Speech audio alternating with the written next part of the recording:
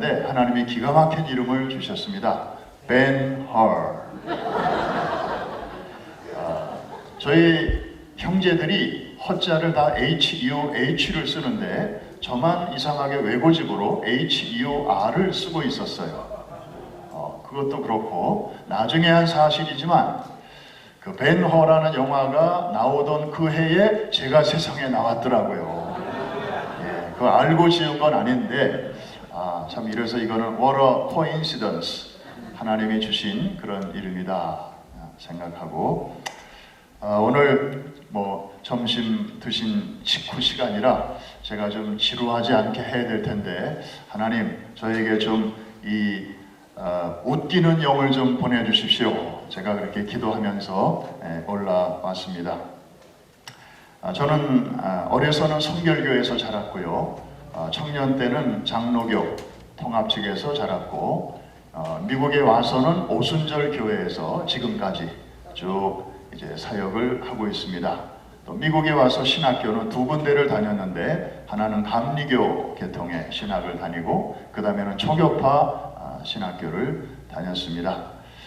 두루두루 다니면서 각 교단의 장점을 좀 이렇게 엿볼 수가 있었습니다. 작년 새해 첫 주일에 40년 동안 수고하신 김남수 목사님의 뒤를 이어서 제가 제3대 담임 목사로 취임을 하게 되었습니다.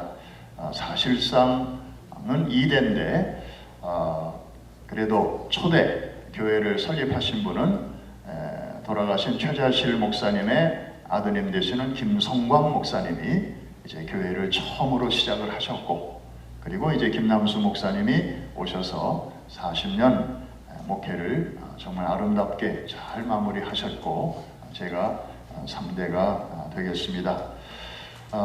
첫자 담임 목사지만 지금까지 은혜로 섬기고 있습니다. 많은 분들이 김남수 목사님의 근황을 좀 궁금해하세요. 한 장의 사진이 잘 보여줄 것 같아서 좀 가져왔습니다. 사진 한번 보여주실까요? 바로 이 사진인데 은퇴하신 주일 그 다음 주간에 찍은 사진입니다. 새 타이어를 선물로 드리는 장면입니다. Retire. 타이어를 새로 갈아 낀다는 그런 의미죠. 그래서 저렇게 너무 좋아하시는 거예요. 근데 우리가 말은 그렇게 해도 실제로 타이어를 선물로 받아보신 적은 없거든요. 그래서 그런지 이날 이후 얼마나 열심히 쌩쌩 잘 다니시는지요. 이제 7학년 중반이 넘어가시는 연세지만 아주 청년처럼. 그래서 그 비결이 뭘까? 제가 생각해 보니까 바깥에 선교할 일이 너무 많고 그래서 다음 세대들을 위해서 일하시는 게 너무 즐겁고 또 이제 베이스 캠프로 뉴욕으로 돌아오시면 교인들이 따뜻하게 또 맞이해 주시고 그리고 테니스 그냥 얼마나 열심히 치시는지 몰라요. 그리고 골프 또 이렇게 또 대접하시는 분들도 많고 게다가 또 틈만 나면 피싱. 그러니까 밖에 나가도 재미있는 게 너무 많고 안에 와도 재미있는 게 더 많고 그러니까 늙으실 시간이 없으신 것 같아요. 열심히 잘 달려가고 계십니다. 제가 일일이 여러분들에게 안부를 전해드릴 수가 없어서 대신 한 장의 사진으로 이렇게 안부를 전해드립니다. 제가 한 교회에서 20년 넘게 이제 부교육자로 사역을 하다 보니까 한 목회자의 비전이 진화함에 따라 온 교회가 좀 이렇게 발전하고 또 그렇게 달라지는 모습을 옆에서 목격할 수가 있었습니다. 어느새 저희 교회가 이제 414 윈도우 비전의 그 플래그십 처치에 하나님께서 이렇게 올려주셔서 나름대로 이제 열심히 사역을 감당하고 있습니다. 오늘 이 시간은 저에게 주어진 시간이 이제 한 로컬 처치가 킹덤 비전, 킹덤 마인드를 어떻게 이것을 형성하고 또 어떻게 사역해 갈 수 있는가 하는 하나의 사례를 중심으로 여러분들에게 말씀을 드리려고 합니다. 아마 삶의 자리가 다 제각기 다르기 때문에 그대로 다 적용하기는 어렵겠지만 저희도 처음부터 이런 교회는 아니었고 참 많은 챌린지가 있었고 정말 막막한 그런 일들이 참 많았지만 어떻게 그런 고비를 하나하나 넘어가게 되었는지 그런 간증을 좀 여러분들에게 말씀을 드릴 때 우리가 삶의 자리는 달라도 도우시는 하나님은 같은 분이시기 때문에 우리에게 큰 은혜와 또 도전이 되었으면 좋겠습니다. 저는 어렸을 적에 우리 아버지와 함께 그 영화관에 갔던 기억이 지금도 많이 납니다. 그 당시에는 서부 영화가 참 유행이었습니다.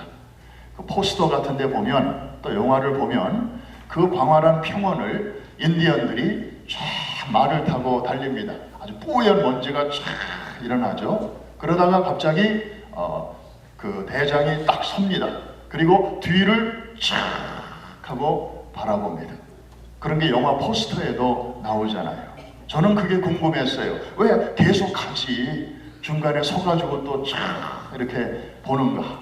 뒤에 아무도 없는데. 어느 책에 보니까 제가 너무 감동을 받았어요. 자기가 너무 열심히 달려가다 보면 혹시 자기의 영혼이 뒤에 처질까봐, 자기의 영혼이 뒤에 처질까봐 그것을 이렇게 바라본다는 그런 내용을 제가 읽었습니다. 이야, 참 인디언들도 저렇게 자신의 내면을 관리할 줄 아는구나. 414 윈도우 운동이 시작된 지 어느덧 10년이 되었습니다. 사실 10년을 의미 있게 여기는 것은 동양이나 서양이나 마찬가지인 것 같습니다. 그래서 동양에서는 10년이면 강산도 변한다, 그런 말이 있고, 서양에서는 10년을 decade라는 특별한 단어를 써서 그렇게 10년을 의미를 강조하고 있지 않습니까? 이 414 윈도우의 그 시작이 어떻게 되었는가, 많은 분들이 알고 계시지만 혹시 또 모르시는 분들을 위해서 제가 그 뉴욕에서 목격한 바대로 여러분들에게 말씀을 드리겠습니다. 혹시 정사가 있고 야사가 있는데 간혹 야사가 재밌잖아요, 그죠? 이렇게 책에 나오는 얘기보다는 그 뒷이야기 이런 것들도 종종 재밌으니까, 우리 아시다시피 1040 윈도우 운동이 이제 한 시대를 강타했습니다. 저도 80년대 초반에 한국 장신대에서 공부할 때 그때는 1040 윈도우가 대세였습니다. 랄프 네이버 박사의 제자였던 루이스 부시 박사가 1040 윈도우 이 비전을 이제 발표한 때가 1989년으로 제가 알고 있는데, 그때부터 20년 동안 전 세계 교회가 그야말로 이 윈도우에다가 융단 폭격을 하지 않았겠습니까? 제가 아는 분들도 그 지역으로 온 가족 어린애들을 이끌고 선교사로 그렇게 들어가시는 그 숭고한 모습을 제가 잊을 수가 없습니다. 그 정말 어려운 지역으로. 근데 그분들의 마음속에는 이 지역만 복음화 될 수 있다면 주님 오시는 길을 앞당길 수 있다. 그 일을 위해서라면 기꺼이 우리가 희생을 하자, 그런 마음으로 달려가셨죠. 그런데 이 루이스 부시 박사가 20년이 지난 후에 2008년쯤에 나름대로 중간 평가를 해보니까 20년 전에 복음화율이 2.5%에서 4.9%로, 그러니까 2.5에서 5%니까 더블은 됐지만 작게 보면 더블인데 전체적으로 보면 여전히 95%는 unreached people로 그렇게 남아있다는 사실 앞에서 이분은 나름대로 벽에 부딪혔습니다. 게다가 개인적으로 이분은 질병까지 찾아왔습니다. 그래서 그 다음은 어떻게 해야 되나? 어느 세월에 저 95%를 복음화 시킬 수 있을까? 참 고민하는 그런 와중에 이분이 뉴욕 어디에 이민 목회자가 한 분이 있는데 그분이 아주 선교를 열심히 한다는 얘기를 들으셨습니다. 저 베트남 선교사 출신인데 목회를 하면서도 아주 선교적으로 한다. 특별히 어린이 선교에 아주 중점을 두고 최근에 열심히 한다고 하는 그런 얘기를 듣고, 그 당시에는 414 윈도우라는 말이 아직 이렇게 공식화되지 않았을 때입니다. 2008년도에. 그래서 이분이 뉴욕을 방문해서 김남수 목사님을 처음으로 이제 만나게 된 것입니다. 15분 이야기를 나누시는 과정에서 정말 하나님께서 이 두 분을 운명적으로 만나게 하셨다는 사실이 곧 드러나게 되었습니다. 왜냐하면 김남수 목사님은 이제 어린이다, 이제는 선교는 어린이 싸움이다 하는 것을 딱 붙잡았는데 이것을 세계화 시킬 수 있는 그런 네트워크나 채널이 없었습니다. 반면에 루이스 부시 박사는 이미 세계적인 네트워크를 다 갖고 있었지만 넥스트 비전이 없었어요. 1040 윈도우를 정말 계속 추진해야 되겠는데 나름대로 벽에 지금 부딪혔고 당신은 점점 늙어가고 정말 이 나머지 95%를 어떻게 무엇으로 메꿀 것인가에 대한 그런 어떤 하나님의 넥스트 비전을 구하고 있었는데 그래서 컨텐츠와 그것을 담을 수 있는 그릇이 뉴욕에서 이제 만나게 된 것입니다. 그래서 두 분이 의논하시는 중에 내용은 김 목사님이 하나님께로부터 받았으니 어린이 선교 그쪽으로 이제 하십시다. 그리고 그러나 네트워크는 부시 박사님이 갖고 계시니 그래서 이름을 그러면 1040의 넥스트 페이지로 414 윈도우라고 그렇게 이 비전을 이름을 붙이십시다. 두 분이 그렇게 이야기가 된 것입니다. 그로부터 1년 후에 2009년 10월 달에 뉴욕 프라미스 교회당에서 제1회 414 윈도우 글로벌 서밋이라고 하는 그런 국제적인 모임이 처음으로 열리게 되었습니다. 그래서 이제 저희는 다시 교회로 돌아와서 우리는 그냥 이민 교회니까 도대체 이 세계적인 비전을 우리가 어떻게 수행할 수 있을 것인가?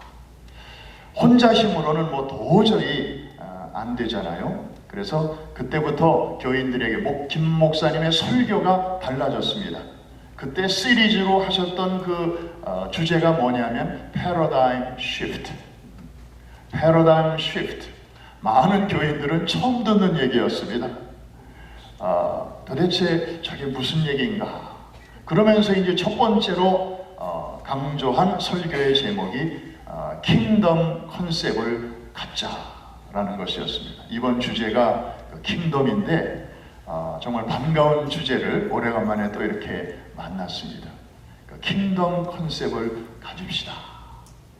그래서 이 거대한 하나님의 일을 이루려면 우리가 네트워크를 이루어야 된다. 그래서 그때부터 이제 우리 교회가 힘쓴 것이 뭐냐 하면 가까이는 뉴욕, 멀리는 세계 여러 나라에 있는 그 선교적 교회와 소위 섬김의 서약식이라고 하는 것을 그때부터 차례차례 갖기 시작했습니다. 그래서 이제 협력 뭐라 그러죠? 우군을 이제 이렇게 서로 찾아서 연결하는 거죠. 잠깐 한번 파워포인트를 좀 보여주실까요?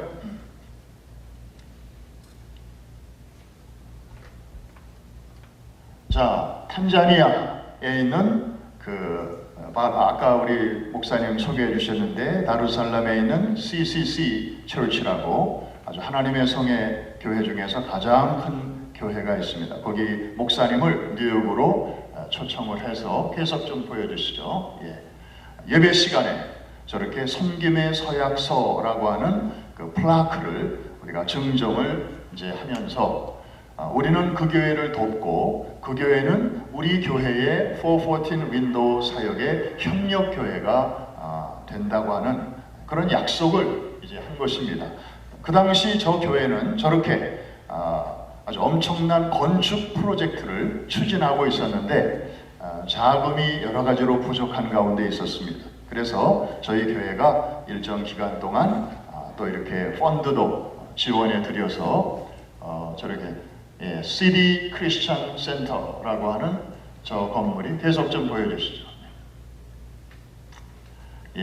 저렇게 건축이 되고 나중에는 제가 가봤습니다만 저렇게 지붕에 태양열까지 설치하는 초현대식 건물을 짓게 되었고 나중에는 이 교회당에서 우리가 그 모든 지역 주민들을 초청하고 어린이들을 초청해서 His Life라는 예수님의 생애를 담은 뮤지컬을 이곳에서 공연을 한 일이 있습니다. 그 지역의 많은 아이들이 그 복음의 광채를 이 새 예배당에 와서 이제 받게 된 것이죠. 그 다음에 계속해서 다른 나라 또 브라질에 있는 교회하고도 같은 저렇게 그 교회의 지도자들을 우리가 뉴욕으로 초청해서 예배 시간에 섬김의 서약식을 갖고 또 저 교회와 협력하고 또 저 교회도 김남수 목사님이 방문하셔서 414 윈도우 비전을 설명하고 아이들이 정말 중요합니다. 이제 아이들이 하나님의 솔루션입니다. 예수 그리스도가 앤서라면 아이들은 솔루션입니다 하면서 아이들의 그 존재, 소중함을 이제 일깨워 주었던 것이죠. 그 다음에 중국 조선족 교회하고도 이렇게 섬김의 서약식을 갖고 시간 관계상 계속 넘어갑니다. 넘어가고요. 저렇게 큰 교회가 이제 건축 중에 있는 것을 우리 교회가 좀 도와줬는데, 그 다음에 칠레, 저렇게 길게 뻗은 저 칠레, 저쪽에도 거기에 영향력 있는 목사님을 또 뉴욕으로 초청해서 이렇게 연합군을 이제 형성을 해야 하나님의 나라가 확장이 될 수 있기 때문에 우리가 이런 일을 계속해서 하게 되었습니다. 그냥 쭉쭉 보여주세요. 건축 현장이고요. 우리가 저분들의 건축 프로젝트를 도와준다고 하니까 마다할 이유가 없잖아요. 저분들은 너무나 고마워하고 환영을 했습니다. 코스타리카에도 저렇게 학교 프로젝트 섬김의 서약식을 저렇게 했습니다. 코스타리카에는 사범대학이 있어서 이제 교사들을 양성하는 그 기관이기 때문에 우리 교회가 최근까지도 계속해서 후원을 하고 있습니다. 414 윈도우는 여러 얼굴을 갖고 있습니다. 꼭 애들만 대상으로 하는 게 아니고 애들을 가르치는 선생님들을 위해서 투자하는 것도 414의 또 다른 얼굴입니다. 그 다음에 넘어가고요. 멕시코, 여기도 또 이렇게 지도자들을 초청해서 섬김의 서약식을 갖고, 심지어 베트남, 우리 김남수 목사님이 사이공 함락하기 직전까지 선교사로 계시다가 마지막 비행기를 타고 빠져나온 그런 나라죠. 그래서 김남수 목사님은 그렇게 표현은 안 하시지만 제가 옆에서 이렇게 뵐 때 나는 실패한 선교사다. 그냥 선교지에 뼈를 묻어야 되는데 이제 출산을 일주일 앞둔 아기가 엄마 뱃속에 있고, 또 미국 선교사들이 당신 지금 안 나가면 완전히 죽는다, 그런 말에 비행기 티켓을 누가 갖다 줘가지고 억지로 떠밀려서 이제 나오셨지만, 어쨌든 나는 그 자리를 지키지 못했다, 실패한 선교사다라는 이 자책감 때문에 그 후에 베를린에 가서 3년간 목회하시고 또 뉴욕으로 오셔서 40년 목회하시면서도 이 선교에 대한 이 부담감, 거룩한 부담감이 그분을 이런 선교적 목회로 드라이브 하시지 않았나 생각이 됩니다. 그래서 그냥 닥치는 대로 뭐 아프리카, 뭐 중국, 북한도 5번이나 갔다 오셨잖아요. 그러다가 이제 2000년대 후반부터 이제는 어린이 선교가 중요하다. 근데 그 영감을 사실은 북한 5번 방문하시면서 거기서 받으신 거예요. 김일성 체제가 끄떡도 않고 저렇게 김일성 죽은 후에도 건재하고 김정일이 죽은 다음에도 끄떡없는 것은 뭔가가 있다. 그 비밀은 어린아이다. 거기서 힌트를 얻어가지고 이제 어린이 사역을 시작하게 된 것이죠. 페루도 마찬가지. 아틀란타 조지아, 여기는 잠깐 제가 한 5년간 목회했던 교회니까 제가 그냥 지나갈 수가 없네요. 제가 뉴욕에 한 20여 년 부목사로 있는 기간에 한 5년 동안 아틀란타에 좀 이렇게 파견 나갔던 적이 있습니다. 아틀란타 프라미스 교회에 목회자가 필요한 상황이 되어서 거기 가서 이렇게 새성전 프로젝트를 하고, 그래서 이번에 우리 송상철 목사님, 또 남공전 목사님, 아틀란타에서 오신 여러분들을 만나뵈는 우리 이은모 선교사님, 그때 아틀란타에서 같은 교회에서 저를 도와주시고 참 사역을 하셨던 그런 분들을 만나뵈니까 너무 감사합니다. 그래서 저도 이때 뉴욕에 우리 장로님들과 함께 올라와서 섬김의 서약식을 한 바가 있고, 그리고 그 후에 414 윈도우 리저널 컨퍼런스를 아틀란타 지역에서 지금은 천국에 계신 우리 정인수 목사님과 함께 협력해서 그 연합 장로교회당에서 중남미 지도자 한 350명 정도가 참석하신 가운데 그런 세미나를 같이 갖게 되었습니다. 이런 계속 넘어갑니다. 땡큐. 할렐루야. 그러니까 우리 뭐 그런 말이 있잖아요. 빨리 가려면 혼자 가고 멀리 가려면 함께 가라. 이게 참 맞는 말이더라고요. 그래서 지금 지나온 10년을 되돌아보니 로컬 처치가 해야 뭘 얼마나 하겠습니까? 그런데 이런 그 협력자들이 있었기 때문에 가능할 수 있었습니다. 특별히 우리 선교단체들의 도움이 참 컸죠. 우리 킴넷 최일식 목사님과 이 킴넷의 패밀리들이 마음으로, 기도로 또 이 414 윈도우 사역을 많이 지원해 주셔서 큰 힘이 됐고요. 그 다음에 루이스 부시 박사님이 대표로 있는 트랜스포메이션 월드라고 하는 그 기관과 손을 잡고, 그 다음에 밥 허스킨이 대표로 계시는 One Hope, 그리고 웨스 스태포드가 이제 총재로 계시다가 지금은 은퇴하셔서 명예 총재로 계신 Compassion International. 6.25 전쟁 때 생겨난 어린이 구호단체가 2개가 있지 않습니까? 월드 비전이 있고 그 다음에 Compassion International이 있는데, 이런 여러 세계적인 그 선교 단체들이 서로 손에 손을 잡고 지금까지 협력을 해왔습니다. 자, 두 번째 컨셉이 패러다임 시프트로서 두 번째 컨셉은 밀리터리 컨셉이었습니다. 이 군인 정신이죠. 그래서 그때 나왔던 얘기가 항공모함 교회, 그리고 유람선 교회. 교인들은 귀가 따갑게 이거 들었습니다. 그래서 우리 교회는 이제부터 항공모함 교회로 간다. 더 이상 유람선 교회가 아니다.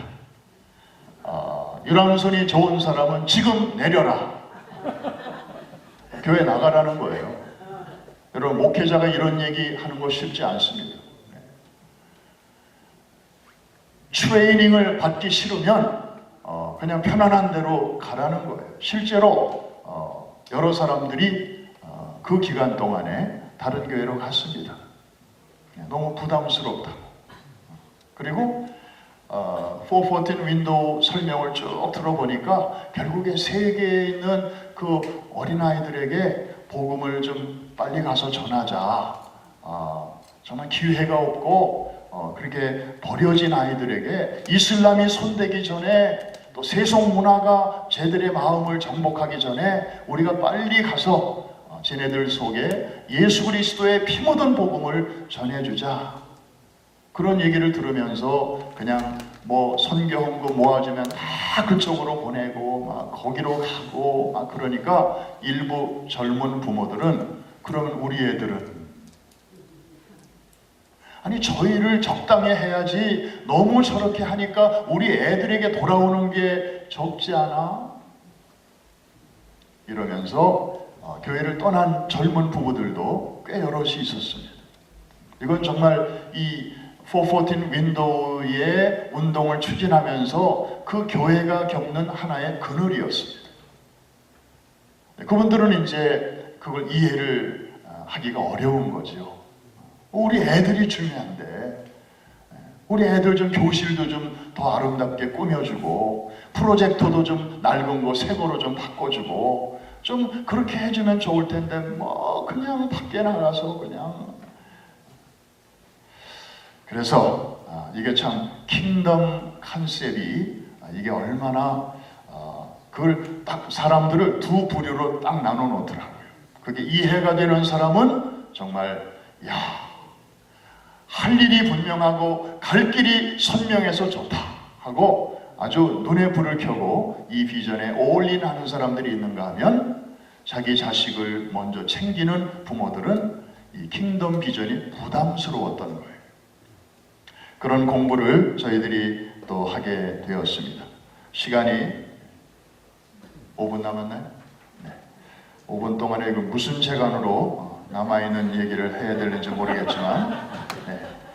자, 그래서 그러면 지난 10년 동안에 저희 교회가 414의 깃발 아래 행했던 여러 가지 사역들은 이미 전에 많이 소개를 했으니까 그냥 타이틀만 읽고 지나갑니다. 처음에 불호아동 입양 캠페인을 전개했고 그 다음에 세계 각처에 학교를 10개를 세웠고요. 그 다음에 지도자들을 계몽하는 컨퍼런스를 수없이 했습니다. 그 다음에 축구 선교, 그리고 뮤지컬 선교.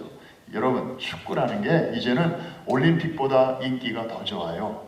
그래서 이념이나 체제가 달라도 문을 팍팍 열어줘요. 당신네 애들에게 축구를 통해서 꿈을 우리가 주러 간다. 그러니까 다 문을 활짝활짝 열어주었어요. 뮤지컬도 마찬가지예요.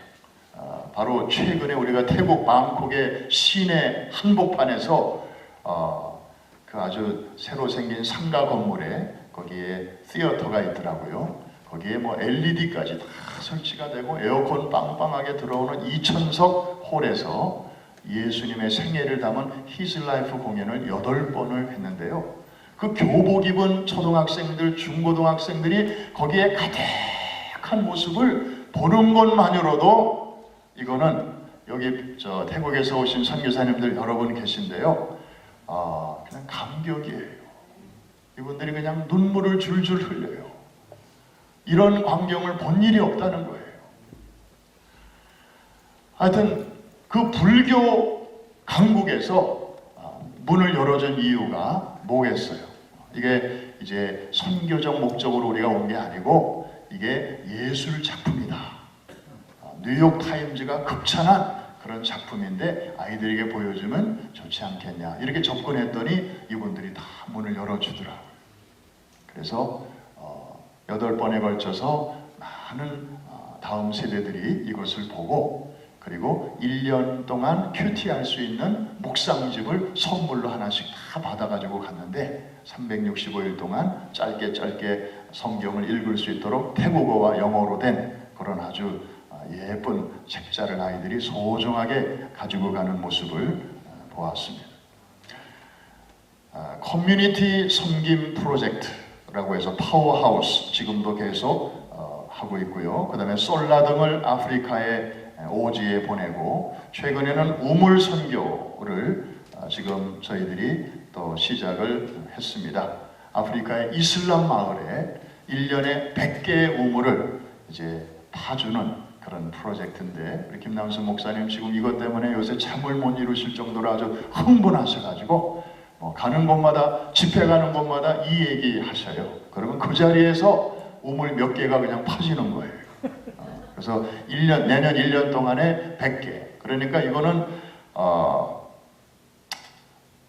한 주에 2개씩을 파야 되는 그런 프로젝트인데 너무 아주 가슴 설레이는 그런 일입니다. 가장 최근에는 맨하탄에 사무실이 있는 Grace and Mercy Foundation, 여기 빌황 장로님이 대표로 계시는데 여기는 지금 드라마 바이블을 각 나라 언어로 번역해서 Public Scripture Reading 이 운동을 펼치는 기관이에요.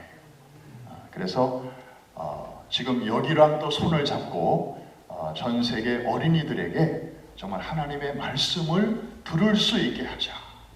결국 414도 복음을 아이들에게 전하는 운동인데 이 형식은 있지만 내용이 그동안에 없어서 참 고민을 하고 있었는데 하나님께서 이제는 그 기관과 손을 잡게 하셔서 지금 아주 아이들에게 뭐 설교 중에 설교는 본문 아니겠습니까?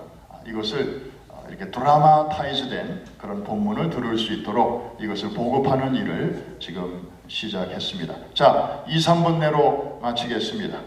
10년 중간 평가를 해보니까 5대양 6대주로 번졌는데 제일 잘된 곳이 라틴 아메리카였습니다. 그 이유가 뭔가를 분석해보니까 우선 북미에서 가깝고 그 다음에 카톨릭 덕분에 카톨릭이 방패가 되어준 덕분에 이슬람의 세력이 미미해요. 아프리카와 달리. 그래서 중남미는 아주 선교가 용이했습니다. 그리고 출산율이 높아요. 애들이 많아요. 그리고 오순절적 신앙과 열정이 있어요. 그래서 지금 저희 교회가 라틴 아메리카는 거의 쿠바만 빼놓고 거의 모든 나라를 선교팀들이 다 쑤시고 왔어요. 그래서 아마 그 사람들은 414 그러면 모르는 사람이 없을 거예요. 그런데 제일 미지근한 데가 어디냐? 북미 그리고 코리아.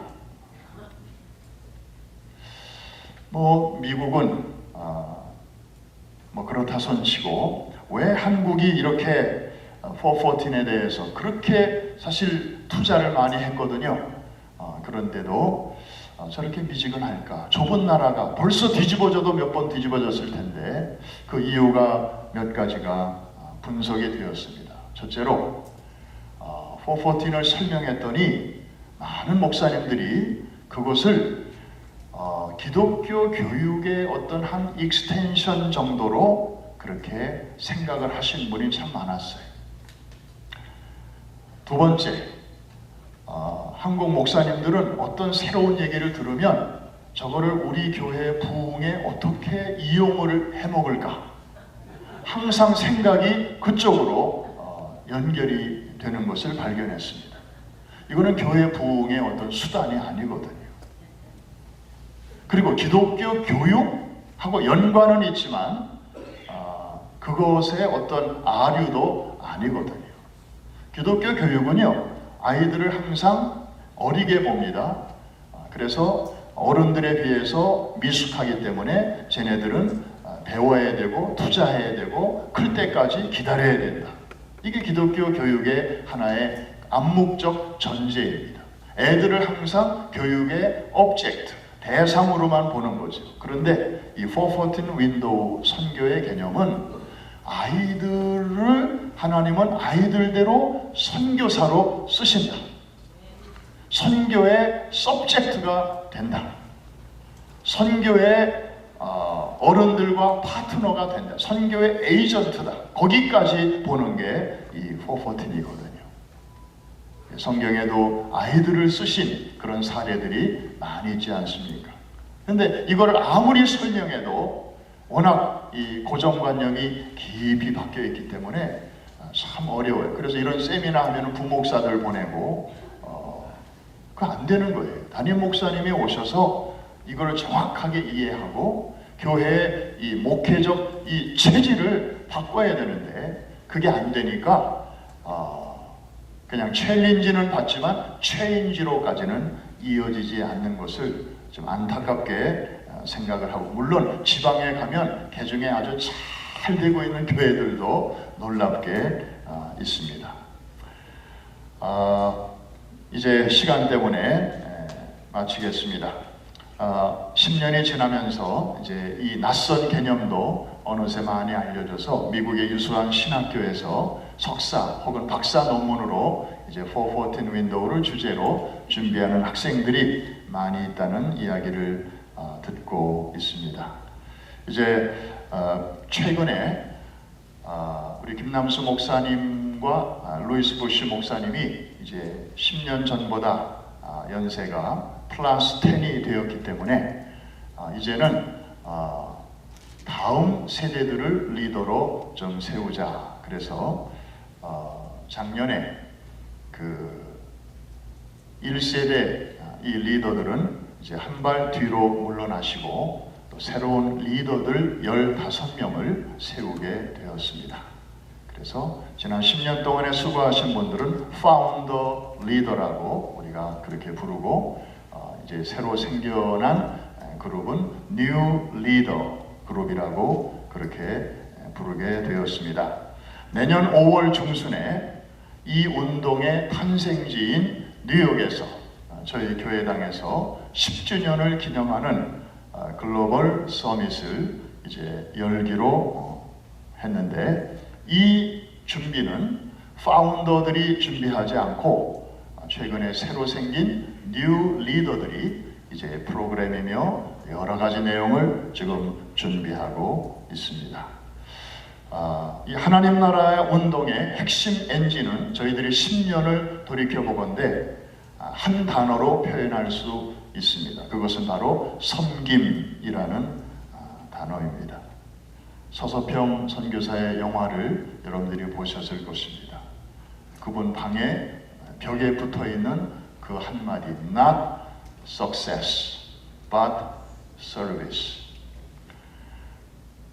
성경에서 예수님이 제자들의 발을 씻겨주셨던 바로 그 현장이 며칠 후에 오순절 성령 강림의 현장이 되었다고 하는 사실은 정말 우리 주님께서 얼마나 이 섬김의 자리를 소중히 여기시는가를 알 수 있게 합니다. 이제 앞으로 another 10 years를 저희들이 준비하고 있습니다. 특별히 내년은 청교도들이 미국에 상륙한 지 이제 400주년이 되는 그런 뜻깊은 해이기도 한데 2년 전에 종교개혁 500주년을 앞두고 온 세계 교회가 그렇게 떠들썩한 것에 비하면 400주년이 코앞인데도 미국의 교단이나 심지어 신학교에서도 잠잠한 것이 오히려 이상할 정도입니다. 이러한 때에 정말 우리 시대의 다음 세대가 참 관건인데 이 일을 위해서 또 저희들이 잘 열심히 달려갈 것이고 여러분들도 기도해 주시고 또 같이 격려해 주시고 네트워크가 되어서 함께 협력해 주시기를 바랍니다. 감사합니다.